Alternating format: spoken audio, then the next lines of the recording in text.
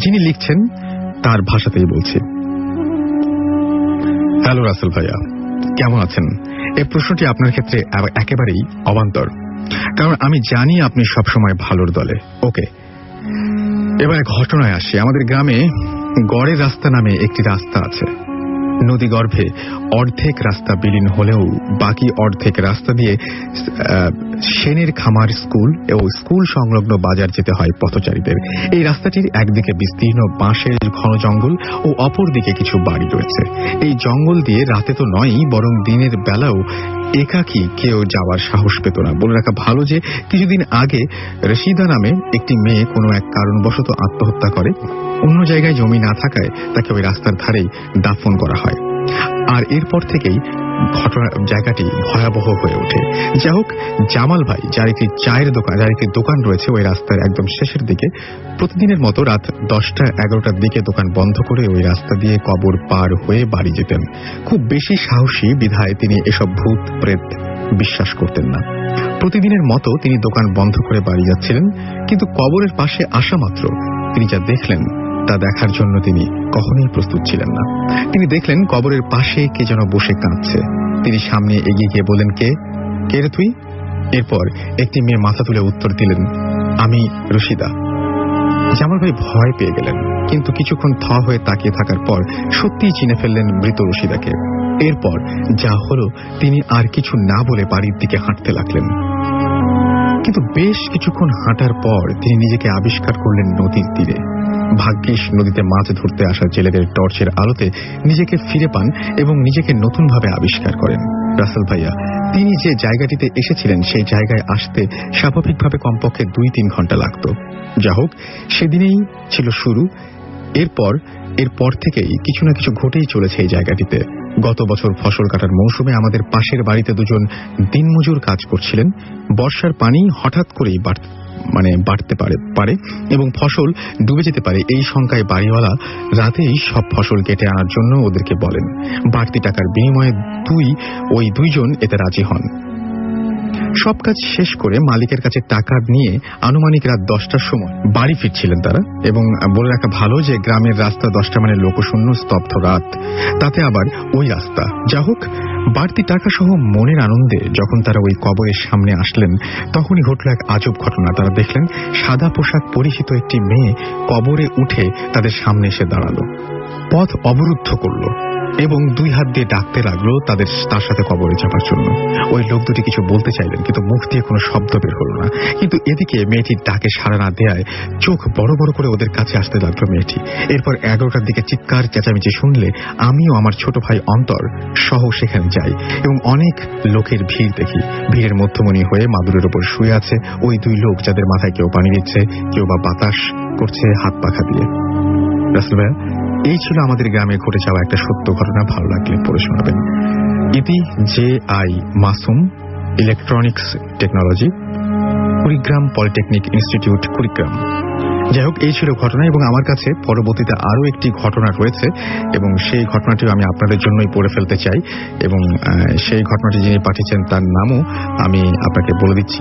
তিনি হচ্ছেন কাউসার আহমেদ, লিখছেন চট্টগ্রাম হালি শহর থেকে এবং তিনি বলছেন যে আমার আসার অনেক ইচ্ছে থাকলেও আসতে পারছি না, তাই ঘটনাটি পড়ে শোনাবেন প্লিজ। এটা আমার এক প্রতিবেশী আন্টির কাছ থেকে শোনা ঘটনা। এটি 1997 সালে থেকে 1998 এরকম সময়ের ঘটনা। একদিন তিনি আমাদের সাথে ঘটনাটি শেয়ার করেন। এটি চট্টগ্রামের কোন একটা এলাকার ঘটনা। তখন সেখানকার এলাকায় কিছুদিন ধরেই এক আত্মার কথা শোনা যাচ্ছিল। একদিন রাতে একটি বাড়িতে হঠাৎ করে একটি ছেলে চিৎকারের শব্দ শোনা গেল। পরে অবশ্য জানা গিয়েছিল রাতে নাকি ওদের বাড়িতে সবাই ঘুমিয়েছিল, তখন ওই ছেলেটি মাকে ছায়ার মতো কি যেন একটা থাবা দিয়েছিল এবং অবিশ্বাস্যভাবে মহিলার হাতের একখণ্ড মাংস তুলে নিয়েছিল। সবাই জেগে ওঠায় মহিলাটিকে পুরো গ্রাস করতে পারেনি। রাসেল ভাই, ঘটনাটি এখানেই শেষ নয়। অন্য আর এক মহিলার স্বামী রাতে বাসায় ফিরতে একটু দেরি হচ্ছিল বলে মহিলা জেগেছিলেন। তখন ওই বাসার দরজায় হঠাৎ কে যেন ঠকঠক করা নাড়ল। তিনি ভাবলেন তার স্বামী এসেছেন, তাই কে এসেছে জিজ্ঞাসা না করেই দরজা খুলে দিয়ে দেখলেন সত্যি তার স্বামী। দেরির কারণ জিজ্ঞেস করলেও উত্তর না পাওয়ায় তিনি ভাবলেন হয়তো ক্লান্ত, তাই আর কিছু বললেন না।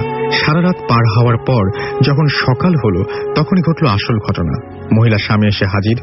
অনেক ডাকাডাকির পর দরজা না খোলায় পরিবারের অন্য একজন এসে দরজা খুলে দিল এবং অবাক দৃষ্টিতে তাকিয়ে বলল, তুমি যদি এখানেই এখনই এলে তাহলে রাতে যে এলো সে কে? তখন তার স্বামী জানতে পারল রাতে তারই মতো একজন এসেছে আর তাকে স্বামী ভেবে ঘরে ঢুকতে দিয়েছে। তাই তিনি আর দেরি না করে তাড়াতাড়ি ঘরে ঢুকে যা দেখলেন তা হলো রাসেল ভাই ঘরের শোবার ঘরের খাটে কেউ নেই, শুধু টেবিলের উপর কতগুলো মানুষের হাড়। তখন সবার আর বোঝার কিছু বাকি থাকলো না যে রাতে কে এসেছিল। ওই মহিলার স্বামীরূপে ওই অশুভ আত্মা, সে তাকে খেয়ে গেছে। পরে লোকে মুখে শোনা যায় সেই আত্মাটি নাকি মহিলাদেরকে শুধু টার্গেট করত এবং এটা নাকি বিভিন্ন জায়গায় পরিভ্রমণ করতো এবং এভাবেই বিভিন্ন জায়গায় মানে হচ্ছে বিশ্বের বিভিন্ন জায়গায় নাকি পরিভ্রমণ করতো এবং এভাবেই সে একসময় নাকি বাংলাদেশে চলে আসে। এই ঘটনার পর থেকেই এলাকার সব মহিলারা সতর্ক থাকতেন। সৌভাগ্যের কথা এটাই যে আত্মাটি বেশি দিন চট্টগ্রামের ওই এলাকায় থাকতে পারেনি। তো রাসেল ভাই এই ঘটনাটি ভালো লাগলে দিয়ে শুরু করছি আজকের ভূত এফএম হন্টেড বাই এয়ারটেল। লিখছেন আমাকে, রাসেল ভাই কেমন আছেন? আমি মিঠু, নওগাঁ জেলা সদরে আমার বাড়ি। আমার জীবনে ঘটে যাওয়া একটা ভয়ঙ্কর ঘটনা আজ আমি আপনাদের সাথে শেয়ার করব। ঘটনাটা মনে পড়লে আজও আমি নিস্তব্ধ হয়ে যাই। ঘটনাটা ঘটে আজ থেকে প্রায় 3 বছর আগে। আমি পাশেই আমি পেশায় একজন ঠিকাদার। আমি এক স্কুল করার দায়িত্ব পাই। আমার কাজের জায়গাটি নওগাঁ শহরের ভেতরে। জায়গাটির নাম হাপুনিয়া। কাজ শুরু করতে হবে, তাই আমার কাজের মালামাল পাহারা দেওয়ার জন্য একজন নাইট গার্ডের প্রয়োজন হয়। তো ওখানে স্থানীয় কিছু লোকজনকে জিজ্ঞেস করলে কেউ থাকতে রাজি হয় না। আমি একটু প্রবলেমে পড়ি। বাধ্য হয়ে আমি আমার একজন বন্ধুর কাছে যাই। সে আমাকে বাবলু নামে একজনের সাথে যোগাযোগ করতে বলে। একটা কথা বলা দরকার, সেটা হচ্ছে যে স্কুলটি আগে থেকেই একটা বিল্ডিং এ ছিল। আমি তার পাশে আর একটা নতুন বিল্ডিং করার কাজ পাই। তো বাবলু আগে থেকেই সেখানে মানে পুরোক্ষণ স্কুলটির নাইট গার্ড ছিল। আমি তাই বাবলুর সাথে যোগাযোগ করি। সে বলে যে ভাই এখানে তো কেউ কাজ করতে চায় না। আমি বাবলুর কাছে কাজ না করার কারণ জিজ্ঞেস করি। বাবলু আমাকে বলে যে এলাকাটা খুব খারাপ। আমি ওকে বলি যে কাজ যখন পেয়েছি তখন কাজ আমি কমপ্লিট করবই। বাবলু আমাকে মানা করলেই তা আমি তার কথায় গুরুত্ব দেই না এবং বাবলুকে অনেক কষ্টে রাজি করাই। বাবলু রাজি হলো, কিন্তু আমাকে বলল যে ভাই আপনার মিস্ত্রিদের বলবেন যে এখানে যাতে গরুর মাংস না খায়, তাহলে প্রবলেম হবে, এবং রাত 12টার পর যাতে ঘর থেকে কেউ বের না হয়। আমি আবার কারণ জানতে চাইলে বাবলু আমাকে কিছুই বলে না। আমিও ব্যাপারটা অতটা সিরিয়াসলি নেই না। আমি মিস্ত্রিদের সাথে বাবলুর পরিচয় করিয়ে দিই এবং বাবলুকে মালামাল বুঝিয়ে দিই এবং আমি বাড়ি ফিরে যাই। আমি প্রায় আমার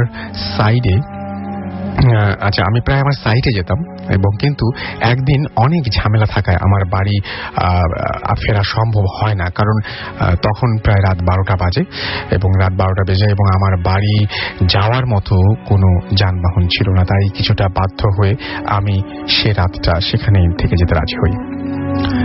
পুরাতন স্কুলটির পাশেই 2টা রুম ছিল। একটাতে মিস্ত্রিরা থাকতো আর একটা রুম আমার জন্য ছেড়ে দিল এবং রুমের স্কুলটির বারান্দায় বাবলু থাকতো। মিস্ত্রিদের সাথে প্রয়োজনীয় কথাবার্তা শেষ করে আমি রাত প্রায় 1টার দিকে আমার রুমে ঘুমাতে যাই। ক্লান্ত থাকায় আমি খুব তাড়াতাড়ি ঘুমিয়ে পড়ি। হঠাৎ আমার দরজায় অনেক জোরে জোরে কারা যেন ধাক্কা দিতে থাকে। আমি উঠে দরজা খুলতেই দেখি সাদা পাঞ্জাবি পরা একজন মুরব্বী লোক দাঁড়িয়ে আছেন। সে আমাকে জানায় যে একজন মানুষ মারা গেছে এবং তার জানাজা হবে এবং আমি যেন সেই জানাজায় সামিল হই। আমি ঘুমানোর ঘরে থাকায় ব্যাপারটা সিরিয়াসলি না নিয়ে লোকটির সাথে হাঁটতে থাকি। আমি মনে করি যে বাবলু এবং মিস্ত্রিরা ওখানে যাবে। কিছু দূর হাঁটতেই দেখি যে একটা পুকুরের পাশে একটা লাশ রাখা আছে এবং লাশটার সামনে একজন ইমাম সাহেব দাঁড়িয়ে আছেন। প্রায় 50-60 জন মানুষ জানাজা করার জন্য দাঁড়িয়ে আছে। আমিও তাদের সাথে যাই এবং দাঁড়াই। কিন্তু কিছুক্ষণ পর আমার ঘুমের ঘোর কেটে গেলে আমি বুঝতে পারি যে কোনো সাধারণ জানাজা এটি নয়, এবং জানাজা সাধারণত হয় 5-6 মিনিটের, কিন্তু এটা প্রায় 20 মিনিট হতে চলেছে। শেষ হওয়ার কোনো লক্ষণই আমি পাচ্ছিলাম না। আমি তখন মনে মনে আমার মিস্ত্রিদের খুঁজতে থাকি, কিন্তু তাদের কাউকে আমি পাই না। হঠাৎ আমার চোখ পড়ে জানাজায় দাঁড়ানো মানুষদের পায়ের দিকে।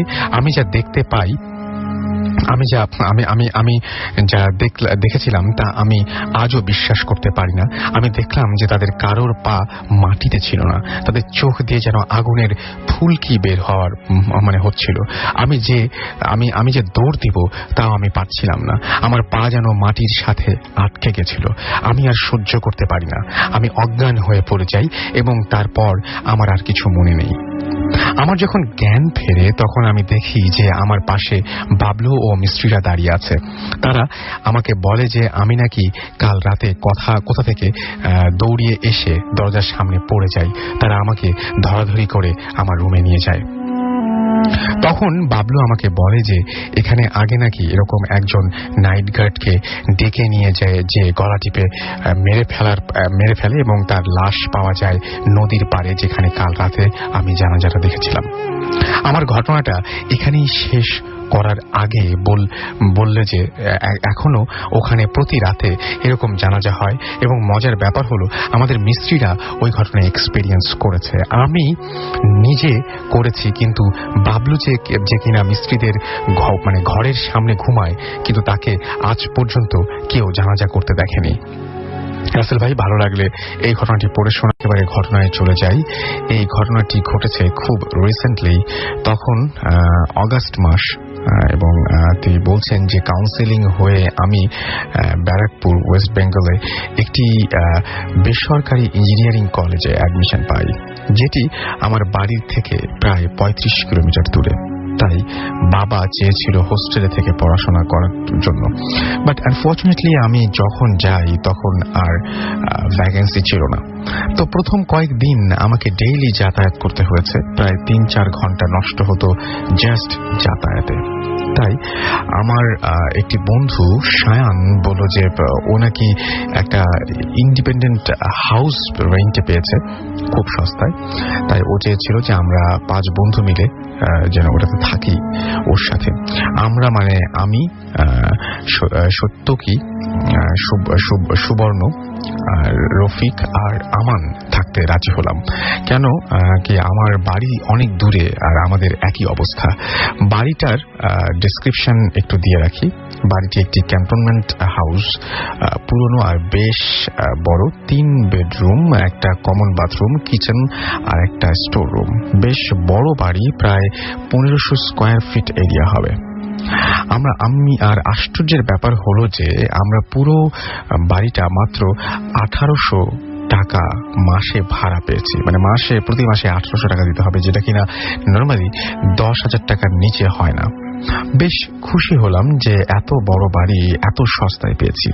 আমি সুবর্ণ একটি ঘর শেয়ার করলাম, আর বাকি 4 জন দুটা ঘর শেয়ার করছিল। আমরা কলেজ থেকে ফিরে খাওয়া দাওয়া শেষ করে পড়াশোনা করে শুতে শুতে প্রায় 1টা বেজে যেত। প্রথম কোনো অসুবিধা হয়নি। তারপর 4th দিনে রাত 1টার সময় দেখি বাথরুমে জলের আওয়াজ, লাইক কেউ গোসল করছে। অ্যাবসার্ড লাগলো। ভাবলাম বাকি 4 জনের মধ্যে কেউ হয়তো গোসল করছে এই অড টাইমে। তখন ব্যাপারটা স্বাভাবিক লাগলো। কলেজে যাওয়ার আগে আমি আর সুবর্ণ হাসতে হাসতে বাকি 4 জনকে বললাম, গতকাল রাতে গোসল করছিল কে? তখন ওরা বলল, আমরা তো ভাবছিলাম তোদের মধ্যে কেউ বাথরুমে গিয়েছে। তখন মাথায় ঢুকলো যে এত রাত্রে আমরা কেউ যদি বাথরুমে না যাই তাহলে কে যাবে। বলে রাখা ভালো যে বাথরুমটার দরজাটা বেশ উঁচু, আর বাথরুম থেকে বাইরে জাস্ট ওপরে তাকালেই একটা সিলিং ফ্যান, যেটার ব্লেডগুলো অস্বাভাবিকভাবে বাঁকানো। রান্না করার লোক একটা রাখা হয়েছিল, এবং যে বিকেলে এসে রান্না করে দিয়ে যেত। 5th দিনে আমরা পড়ছি, তখন প্রায় 8টা বাজে। হঠাৎ রান্না করার মেয়েটি চেঁচিয়ে উঠল। আমরা তৎক্ষণাৎ ওইখানে পৌঁছে দেখি যে অজ্ঞান হয়ে মাটিতে পড়ে আছে বাথরুমের সামনে। জল ছিটে জ্ঞান ফিরাতেই বলল, বাবু তোমরা এই বাড়িতে থেকো না, এখানে আত্মা আছে। আমরা ব্যাপারটা সিরিয়াসলি নিলাম না। ও কাজ ছেড়ে দিল, আর তারপর থেকে কেউ কাজ করতে রাজি হলো না। তাই আমরা হোটেল থেকে খেয়ে আসতাম। তারপর 2 দিন কেটে গেল, অস্বাভাবিক কিছু ঘটলো না, আমরাও ভুলে গেলাম। 8ম দিনে আমরা খেয়ে বাড়ি ফিরলাম। ফিরে রফিকের বাথরুম পেয়েছে, তাই ও বাথরুমে গেল। তারপর চিৎকার দিয়ে উঠল। আমরা গিয়ে দেখি রফিকও বাথরুমের সামনে অজ্ঞান হয়ে পড়ে আছে। সবাই মিলে রফিককে ঘরে নিয়ে এলাম। তারপর সবাই রফিকের জ্ঞান ফেরানোর চেষ্টা করতেই সুবর্ণ বলল, বাথরুমে মনে হয় একটা ছায়ার মতো কিছু দেখলাম। আমরা কথা কেটে দিলাম। সেই রাতে আমি বাথরুমে গেলাম। সত্যি বলতে কি যে ভয়ে যেতে ভয় লাগছিল যেতে, তাই বাকিদের নিয়ে গিয়েছিলাম। ওরা বাইরে দাঁড়িয়েছিল, তাই ভয় একটু কম লাগছিল। আর দরজা লক করিনি, আটকে দেয়নি আর কি।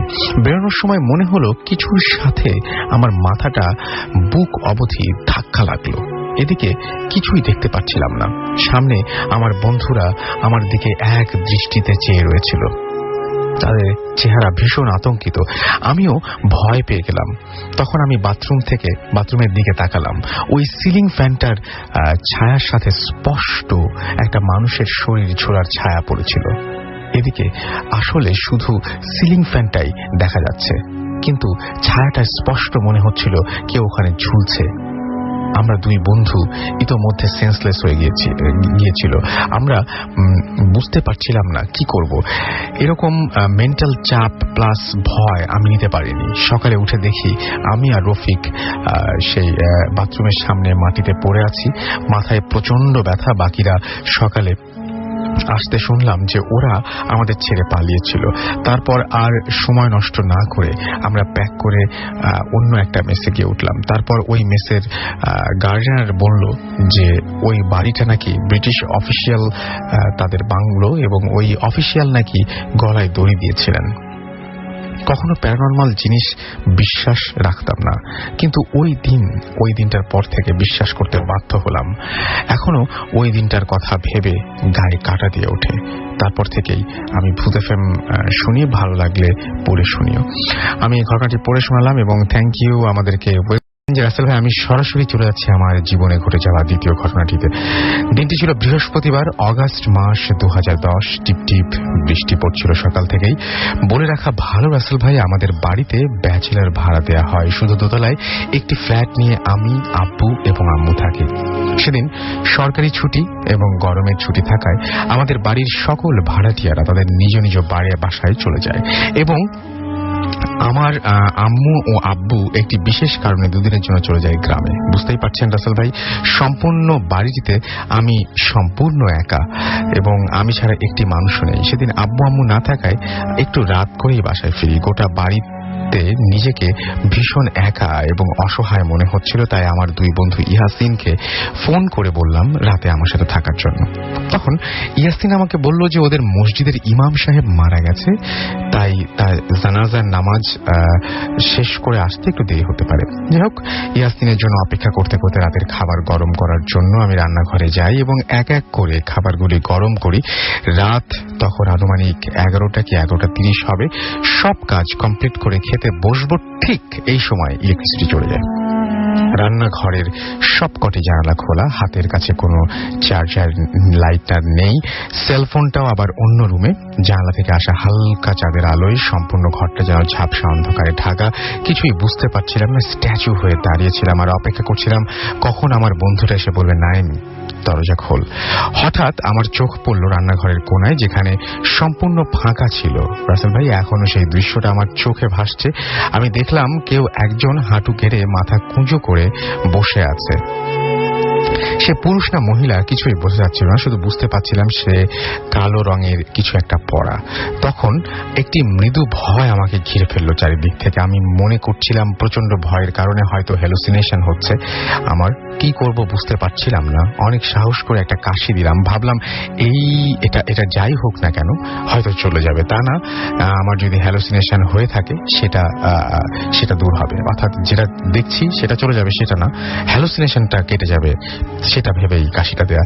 কিন্তু রাসেল ভাই, ভুলটা করলাম তখনই কাশি দেওয়া মাত্রই সে মাথা উঁচু করে এক দৃষ্টিতে তাকিয়ে থাকলো আমার দিকে। মনে হচ্ছিল সে আমার উপর ভীষণ রাগ। এই বুঝি উঠে এসে গলা চেপে ধরবে আমার। প্রায় 8 কি 10 সেকেন্ড পর আমি সিদ্ধান্ত নিলাম যেভাবেই হোক এই ঘর থেকে আমাকে বের হতেই হবে। কিন্তু আমি না পারছিলাম হাঁটতে, না পারছিলাম দৌড়াতে। ভয়ে সারা শরীর যেন অসাড় হয়ে গেছে আমার। অনেক সাহস করে আমি ঘর থেকে বেরিয়ে গেলাম। রাসেল ভাই, ঘটনাটা হয়তো এখানেই শেষ হতে পারত, কিন্তু তারপর যা ঘটলো, আমি ওই ঘর থেকে বেরিয়ে চিন্তা করলাম পুরো বাড়ি থেকেই বেরিয়ে যাব, কিন্তু আমি কিছুতেই মেইন দরজা খুঁজে পাচ্ছিলাম না। আমি যত চেষ্টা করছিলাম মেইন দরজার কাছে যেতে, আমি ততবারই ঘুরে ফিরে সেই রান্নাঘরটাতে এসে পড়ছিলাম। সেখানে তখন পর্যন্ত সে মাথা উঁচু করে এক দৃষ্টিতে তাকিয়েছিল আমার দিকে। রাসেল ভাই, 3-4 বার ঘোরাঘুরি করার পরও আমি অনেক চেষ্টা করেও মেইন দরজাটা কিছুতেই খুলতে পারছিলাম না। আমি যেন পাগল হয়ে যাচ্ছিলাম। ভীষণ চিৎকার করা সত্ত্বেও হয়তো গলা দিয়ে একটি স্বরও বের হয়নি। নিরুপায় হয়ে শুধু দাঁড়িয়েছিলাম ভয়ানক সেই ঘরটার মধ্যে। ঠিক কি করব বুঝে উঠতে পারছিলাম না। এখন আমার কি করা উচিত, বা কেন আমি সেন্সলেস হচ্ছি না? হঠাৎ কি যেন বলে উঠল, নাইম, দরজা খোল। তারপর সব যেন নর্মাল হয়ে গেল। দৌড়ে গিয়ে দরজাটা খুলেই দেখি আমার ফ্রেন্ড ইয়াসিন। তখন আমার মনে হচ্ছিল পৃথিবীর সব থেকে হ্যাপি মানুষটা আমি। যাই হোক, তারপর অনেক ওকে নিয়ে চলে গেলাম বাসায়। বাইরে ইলেকট্রিসিটি না আসা পর্যন্ত আমি বাসায় ঢুকিনি এবং আমার বন্ধুকে কিছুই বলিনি, কারণ বললে সে হয়তো দিন রাতে ও আমার সাথে থাকতে ভয় পড়ে। সেদিনের পর থেকে কয়েকদিন ভীষণ জ্বরে ভুগতে হয়েছিল। তারপর থেকে ভাই আমি একদম ডার্কনেসটাকে সহ্য করতে পারি না। ভালো লাগলে মেইলটি পড়ে শোনাবেন। লিখছেন আমাকে, আমি হ্যালো রাসেল ভাই, আমি জানি যে আপনি আল্লাহর রহমতে ভালোই আছেন, কারণ আপনি সবসময় ভালোর দলে। আজ আমি ভূত এফএম শ্রোতাদের একটি বাস্তব অভিজ্ঞতা শেয়ার করব। যদিও ঘটনাটি আমার নিজের সাথে ঘটেনি, এটা আমার এক বন্ধুর সাথে ঘটে যাওয়া একটি ঘটনা। আমি সঙ্গত কারণে আমার বন্ধুর নামটি উল্লেখ করছি না, তো সরাসরি ঘটনায় চলে যাই। আমার বন্ধুর ভাষায় বলছি। এটা প্রায় 1 বছর আগের কথা। আমি তখন এইচএসসি পরীক্ষার্থী ছিলাম। আমার বাবা একজন সরকারি কর্মকর্তা হওয়ার কারণে আমরা রাজশাহী শহরের আবাসিক সরকারি কোয়ার্টারে থাকতাম। আমাদের বাসায় সবসময় একজন গার্ড ও একজন কেয়ারটেকার থাকে। দিনটি ছিল শুক্রবার। সেদিন আমার বাবা বাড়িতে ছিলেন না, কোনো কারণে গার্ড ও কেয়ারটেকার ছুটি নিয়েছিল। বাসায় ছিলাম শুধু আমি আর আমার মা। বাড়ির কম্পাউন্ডটা বেশ বড় ছিল বলে ও সেদিন তেমন কেউ না থাকার কারণে সন্ধ্যার পর থেকে সবকিছু কেমন যেন থমথমে ছিল। রাতের খাবার শেষ করে আমি একটু তাড়াতাড়ি ঘুমোতে গিয়েছিলাম। ঘুমের মধ্যে আমি স্বপ্নে দেখতে পাই যে একজন বৃদ্ধ লোক, সাদা পাঞ্জাবি পরা, বেশ লম্বা, আমাকে ঠিক বিছানা থেকে কোলে তুলে নিয়েছে। ঠিক মানুষ যেমন সদ্য নবজাতককে কোলে তুলে নেয়। সেই মুহূর্তে আমার ঘুম ভেঙে যায়। আর ঠিক তখনই আমি দেখতে পাই যে আমার বিছানা থেকে প্রায় 3 হাত ওপরে এবং আমার চোখের সামনে থেকে তখনই একটা কালো ধোঁয়া সরে যায়। মুহূর্তের মধ্যে আমি বিছানায় পড়ে যাই। আমি ভয়ে চিৎকার করতে থাকি এবং অনেক পরে মায়ের সাড়া পাই। সব কথা শোনার পর মা আমার কথা বিশ্বাস করে না, কিন্তু আমি নিজে যা দেখেছি তা তো ভুল ভাবতে পারি না। যদি ভ্রান্ত হয় তাহলে কিভাবে আমি 3 হাত ওপরে উঠে গেলাম? ঘটনার এখানেই শেষ নয়। মাঝখানে কোচিং করার জন্য আমি কিছুদিন ঢাকায় ছিলাম। বিশ্ববিদ্যালয়ে ভর্তি হবার পর ডিসেম্বর 2012-তে রাজশাহীর বাসায় আসি। তখন প্রায় 3টা বা তার বেশি। হঠাৎ আমার ঘুম ভেঙে যায়। আমি তখনই দেখতে পাই যে আমার পাশে একটি বাচ্চা শুয়ে আছে এবং খুব অদ্ভুত ভাবে আমার দিকে তাকিয়ে আছে, যেন সে আমাকে কিছু বলতে চায়। ভয় আমি চোখ বন্ধ করে ফেলি। চোখ খুলে দেখি কেউ আমার পাশে নেই। ঠিক এর পরের দিন ফজরের আজানের সময় ঠিক কিছু আগে আমার ঘুম ভেঙে যায়। আমি দেখতে পাই যে আমার বাবা মেঝেতে নামাজ পড়ছেন। প্রথমে ঘুমের ঘোরে বিষয়টিকে তেমন গুরুত্ব না দিয়ে অন্য পাশে ঘুরে ঘুমোতে যাই। ঠিক তখনই আমার মনে পড়ে যায় বাবা তো বাসায় নেই, তিনি তো অফিসের কাজে বগুড়া গেছেন। তাহলে নামাজ পড়ছে কে? ভয়ে আমি ঘুরে তাকাতে সাহস পেলাম না।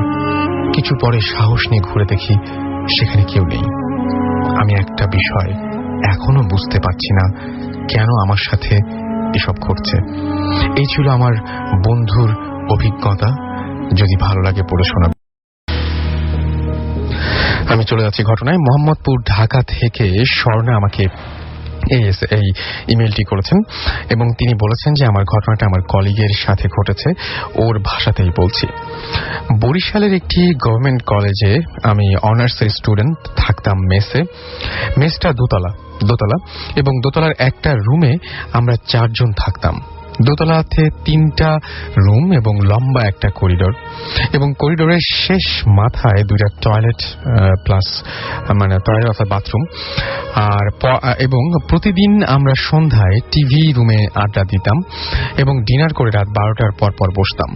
সেদিন রুমে আমি শুধু একাই ছিলাম, অন্য রুমমেটগুলো বাড়ি ছিল এবং যথারীতি আমি পড়া শেষ করে টয়লেটে যাওয়ার জন্য বের হলাম। সব রুমের লাইট অফ, তাই করিডোরের খুব অন্ধকার মনে হলো। আমি টয়লেট শেষ করে রুমের কাছাকাছি আসতেই মনে হলো কে যেন খুব স্পিডে আমাকে পাস করে চলে গেল, বাট আমি কিছুই দেখলাম না। কোনো কিছু না ভেবে আমি রুমের লক করে দিয়ে লাইট অফ করে বেডে ঘুমিয়ে পড়লাম। হঠাৎ ঘুম ভেঙে গেল। মনে হলো আমার ঠিক সামনের বেডে এবং ডোরের পাশে কেউ শুয়ে আছে। ভাবলাম ভুল দেখছি, চোখ বন্ধ করলাম, এগেইন দেখলাম না, ভুল না, কেউ আছে। আমার রুমে তো কারো থাকার কথা না, অন্য কেউ থাকলেও আগেই বলতো। ভয় হলো, তবুও উঠলাম। আস্তে আস্তে ওই বেডের কাছে গেলাম।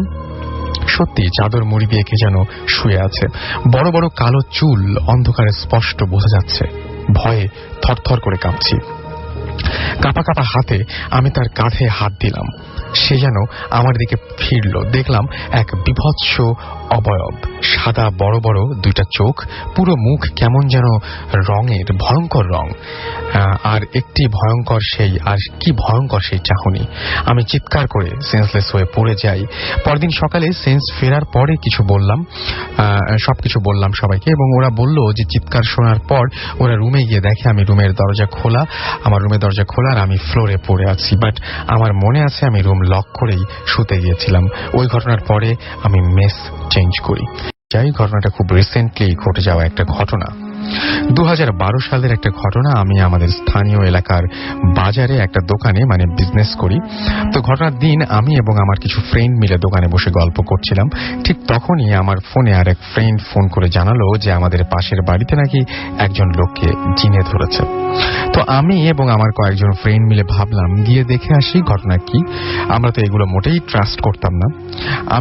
আমি এবং আমার ফ্রেন্ড রাজু, সাইফুল, বড় ভাই সুমন এবং রূপম মিলে ওদের বাসায় গিয়ে হাজির হলাম। গিয়ে দেখলাম যে বাড়ি থেকে একটু দূরে একটা তাল গাছের নিচে অনেক মানুষ দাঁড়িয়ে আছেন এবং তাল গাছের ওপর থেকে একটা লোক অনবরত চিৎকার করছিলেন। চিৎকার শুনে মনে হচ্ছিল কেউ অমানসিক যন্ত্রণায় চিৎকার করছে। কিন্তু মজার ব্যাপার হচ্ছে যে সবাই অন্ধকারে দাঁড়িয়ে আছেন, কেউ আলো জ্বালছিলেন না। তো আমরা কয়েকজনকে বললাম যে আপনারা এখানে এভাবে দাঁড়িয়ে আছেন, কেউ আলোর ব্যবস্থা করেন, ওনাকে তো নামাতে হবে। তো একজন জানালো যে না, লাইট কিংবা আলো জ্বালানো যাবে না, কারণ আলো জ্বালালে নাকি জিনেরা ওই লোকটাকে খুব কষ্ট দেয় এবং মারধর করে। এবং তো আমরা প্রায় 7 থেকে 8 মিনিট অপেক্ষা করলাম এবং এরপর ওইখানে একজন কামেল গোছের একজন বয়স্ক মানুষ আসলেন এবং তিনি জানালেন যে তোমাদের মধ্যে কেউ একজন আজান দাও, তাহলে জিন ছেড়ে দেবে। তো তাই করা হলো। একজন দাঁড়িয়ে আজান দেওয়া শুরু করলো। তো সবচাইতে অবাক হলাম তখনই যখন দেখলাম যে ওই লোকটা আজান শুরু করার পরপরই জিনে ধরা ওই লোকটি একটু একটু করে নামতে আরম্ভ করলো। তবে ঠিক স্বাভাবিকভাবে নয়। লোকটা নামছিল তখন তার মাথা ছিল নিচের দিকে এবং পা দুটো ছিল ওপরের দিকে, আর একটু নামে আর আজান দিচ্ছিল তার দিকে অগ্নি দৃষ্টিতে তাকায়। এবং লোকটি যখন নামছিল তখন মনে হচ্ছিল যেন একটা টিকটিকি যেমন করে দেয়াল ধরে নিচের দিকে নামে, ঠিক তেমন করেই লোকটি নামছে।